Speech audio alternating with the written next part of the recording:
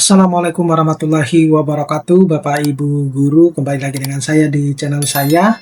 Nah, informasi yang akan saya sampaikan kali ini itu yang lagi happening ya, yang lagi viral saat ini, yaitu banyak yang membahas terkait dengan membongkar masalah gaji guru honorer ya, yang dimana seringkali bahwa upah gaji honorer itu bisa dikatakan sangat rendah dan seringkali terlambat. Sebenarnya bukan hanya gaji honorer saja ya. Tunjangan-tunjangan sertifikasi guru yang lain juga sering terlambat.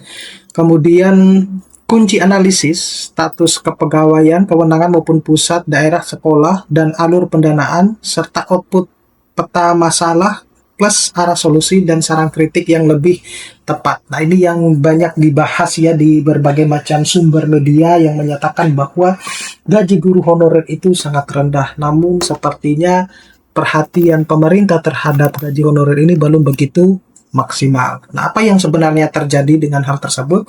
Nah, sebelum saya membahas ini lebih dalam, saya menginformasikan kepada Bapak Ibu Guru bahwa bagi Bapak Ibu Guru yang ingin mendownload e-book yang bisa digunakan untuk pegangan guru dalam mengajar, pegangan siswa untuk belajar, modul-modul PPG, buku-buku PAUD dan TK, ataupun e-book yang bisa menambah penghasilan Bapak Ibu Guru, ya, Bapak Ibu Guru bisa mendownloadnya melalui link yang sudah saya sediakan pada deskripsi dari video-video saya ini. Nah, yang pertama dulu Bapak Ibu Guru, jadi video ini yang saya buat ini itu berdasarkan fakta ya di lapangan bahwa banyak guru honorer yang digaji itu jauh di bawah UMR. Bahkan ada yang hanya ratusan ribu ya, yaitu bisa mencapai bahkan ada yang 60.000 per bulan. Nah, pesan utamanya itu adalah mutu pendidikan itu tidak akan maksimal kalau gurunya termasuk guru honorer itu tidak layak hidup ya, atau hidupnya itu tidak layak ya. Kemudian jadi isu gaji guru honorer itu bukan sekedar keluhan ya, tetapi fondasi kualitas SDM. Nah, pertanyaan kuncinya adalah kenapa gaji guru honorer itu bisa serendah itu ya, yang menjadi pertanyaannya. Ini isu penting. Nah, jadi banyak ya kerangka besarnya status kepegawaian maupun menentukan siapa yang boleh menggaji dan dari pos anggaran mana. Nah, negara itu butuh landasan hukum untuk menggaji pegawai negaranya ya, atau pegawai di negara tersebut lah. Kalau pemerintah itu membayar gaji, itu masuk belanja pegawai dan harus jelas ya. Jadi statusnya apa, misalnya ASN kah, PNS, P3K atau bukan. Kemudian dasar hukumnya itu apa? Nah, siapa pejabat yang bertanggung jawab. Kemudian titik krusial menurut beberapa sumber itu ada perubahan aturan ASN. Jadi merujuk kepada Undang-Undang Nomor 20 Tahun 2023 tentang ASN dan menyimpulkan bahwa pemerintah daerah itu dilarang menggaji tenaga honorer ya, dalam beberapa logika ya.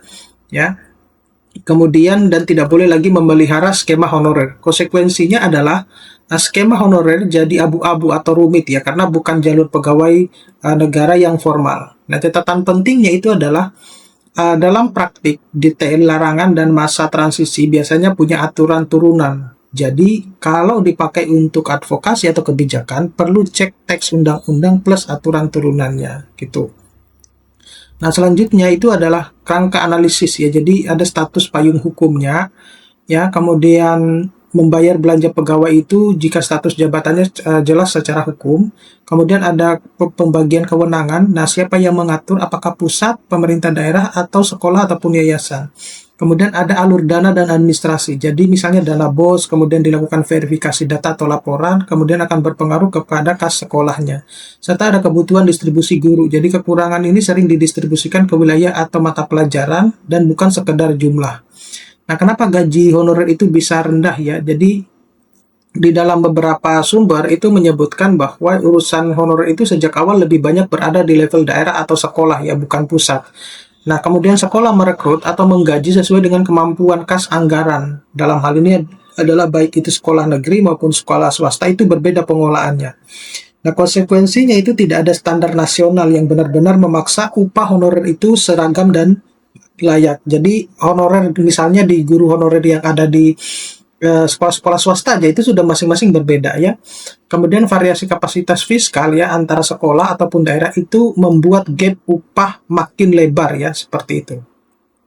Nah, ini payung hukum dan implikasinya. Jadi kita merujuk kepada Undang-Undang ASN Nomor 20 Tahun 2023 ya sebagai pembatas di mana Pemda itu tidak lagi mengangkat tenaga honorer. Kemudian dampaknya itu adalah status honorer ini makin di luar skema belanja pegawai yang stabil. Nah, sekolah yang merekrut jika butuh, tetapi pembiayaan bergantung pada sekolah. Nah, upah sangat bervariasi antara sekolah atau daerah. Sekolah beranggaran kecil cenderung membayar minim ya.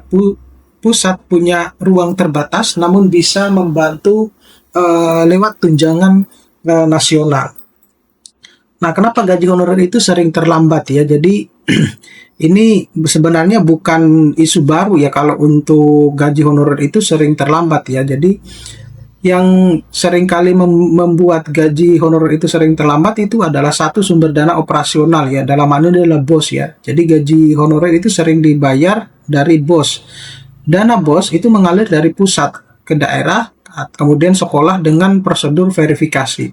Kemudian ada penyebab keterlambatan ya. Jadi level sekolah data Dapodik itu bermasalah. Jadi banyak sekolah salah input, kemudian rekening sekolah, data guru, sarpras, dan lain-lain.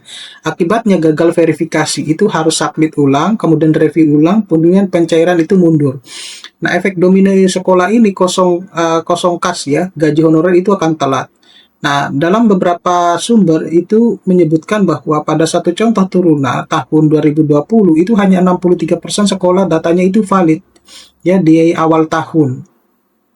Nah, sisanya itu verifikasi manual yang lebih lama. Kemudian level Pemda atau laporan DAK ya, non fisik telat. Jadi BOS itu dana BOS ya dikaitkan dengan mekanisme dana transfer tertentu ya. Kemudian jika Pemda lambat, maka menyerahkan laporan, pusat menahan penyaluran tahapan berikutnya karena akuntabilitas dan risiko hukum. Nah, kenapa verifikasi ini tidak boleh dipangkas ya? Jadi video menegaskan bahwa verifikasi ketat itu untuk mencegah satu sekolah fiktif, kemudian kelas atau sarana fiktif, dan penyimpangan dana. Jadi koreksinya itu bukan hapus verifikasi, tetapi rapikan data sekolah, perbaiki disiplin pelaporan Pemdanya. Nah, selanjutnya itu adalah kenapa ada status honorer ya. Sepertinya honor sebagai penutup kebutuhan ya, tetapi distribusi guru jadi akar masalah. Nah, awalnya rekrut honorer itu untuk menutup kekurangan guru ASN di sekolah daerah. Masalahnya, kekurangan guru itu tidak selalu soal jumlah nasional, tetapi distribusi antar daerah dan antar mata pelajaran. Nah, ini beberapa narasi menekankan adanya wilayah mapel yang kekurangan dan ada juga yang kelebihan atau oversupply ya. Nah, rasio rata-rata nasional itu bisa terlihat aman, tetapi kebutuhan lokal tetap timpang gitu ya. Nah, lalu sebenarnya apa upaya formalisasi P3K ya? Ini jalur ASN ya, kontrak untuk memperjelas status dan perlindungan. Jadi P3K bagian dari ASN dengan kontrak periode tertentu atau struktur dan jenjang karir berbeda dari PNS. Dalam beberapa narasi, formasi disiapkan pusat, namun usulan formasi dari daerah sering tidak maksimal. Akibatnya transisi dari honorer ke pusat itu formal berjalan lambat ya di tempat. Masih muncul kasus gaji P3K terlambat di sejumlah daerah. Kesimpulannya itu adalah kendala lebih dekat ke tata kelola dan manajemen anggaran di Pemdanya. Artinya perbaikan administrasi daerah itu tetap krusial meski statusnya itu sudah formal.